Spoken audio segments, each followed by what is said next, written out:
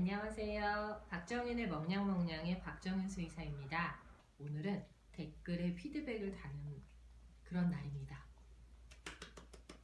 자, 기침하는 강아지 댓글입니다. 정블리님이 2개월 전에 보내주신 내용인데요. 저희 강아지는 2살 때 파양이 돼서 저희 집에 왔는데 지금은 4살 9개월 정도 된 말티즈 남자애입니다. 아이가 흥분할 때나 자기 뜻대로 안 될 때 재채기를 하거든요. 재채기와 기침은 아예 다른 건가요? 라고 질문을 주셨는데요. 네, 재채기와 기침은 아예 다릅니다.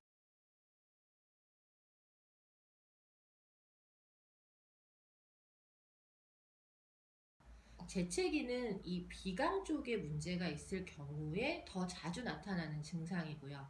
기침은 이쪽, 기관지 쪽에 문제가 있거나 심장, 폐나 이런 쪽에 문제가 있을 때 나타나는 증상입니다. 재채기의 여러 가지 원인은 첫 번째는 알러지도 있을 수 있고 이 코로 들어가는 이 비강 안에 이물이 있을 수도 있어요. 그리고 여기에 종양이 있을 수도 있는데 사실 4년 9개월 정도 된 아이기 때문에 종양 가능성보다는 안쪽에 뭔가 염증이 있거나 아니면 알러지, 자극되는 그런 것들이 있을 수 있어요.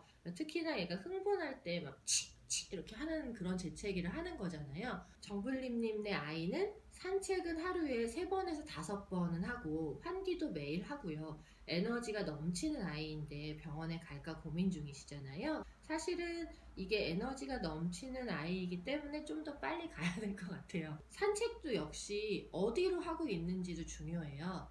얘가 풀숲에 간다거나 아니면 흙을 밟고 있는데 그게 좀 알러지 자극이 있을 수도 있고 땅을 계속 이렇게 파고 킁킁킁 냄새를 맡는 아이라서 그 부분에 풀씨라던가 그런 것들이 들어가서 그게 자극이 돼 있을 수도 있는 거거든요.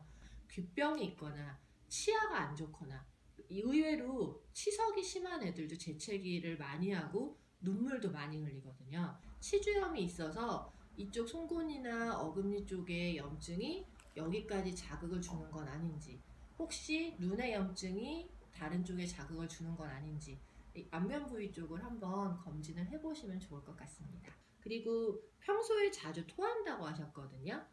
이 토하는 거는 재채기랑 기침하고는 좀 상관이 없는데 그냥 이걸 굳이 연결해서 제가 추측은 사실 얘를 제가 보지 않고 상태를 본 적이 없기 때문에 이게 딱 정답은 아니지만요. 재채기도 알러지일 수 있고 그 다음에 구토도 알러지 증상일 수 있어요. 만약에 정말 자주 구토를 하는 아이라면 음식을 알러지 전용 사료나 알러지 전용 그런 간식으로 다 바꾸시고 그러면서 눈 주변이 빨갛거나 혹시 재채기도 좀 줄어드는지 이런 것들이 같이 한번 확인해 주셨으면 좋겠고 또 하나는 너무 기관지가 눌려 있거나 살이 찐 애는 아닌지도 한번 확인해 보셔야 돼요. 여기도 같이 눌리면서 재채기를 함께 동반할 수도 있으니까 일단 그런 것들을 다 되게 넓게 한번 확인해 보실 필요가 있을 것 같아요.